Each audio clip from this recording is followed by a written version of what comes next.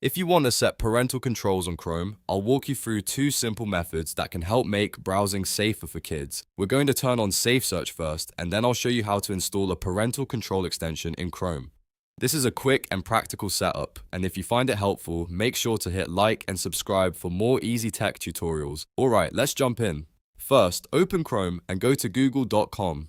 Once you're on Google, look for the Settings option. On the Google homepage, you'll usually find it in the lower right corner. Click Settings, then click Search Settings. This opens the page where you can control search behavior and filtering options. Now look for SafeSearch. A SafeSearch is designed to help filter out explicit or inappropriate content from Google search results, which makes it a very useful first layer of protection. Click on SafeSearch and then select Filter. When you choose Filter, Google will try to block explicit content from appearing in search results. After selecting it, make sure the setting is saved so it stays active. That's the first part done, and it already gives you a better level of control over what appears in search results.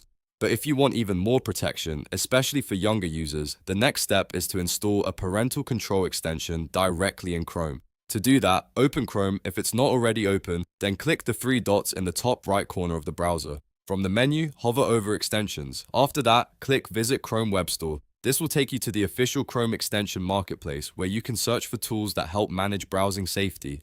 In the Chrome Web Store search bar, type Parental Control. You'll see a list of results, but the one you want is Parental Control, Safe Browsing for Kids. Click on that extension to open its details page and check that it matches the correct name before installing it. Once you're on the extension page, click Add to Chrome. Chrome will then show a confirmation prompt asking you to approve the installation. Review the permission request carefully, then click Add Extension. After that, Chrome will install the tool, and you can usually pin it or open it from the Extensions menu, depending on how you want to manage it.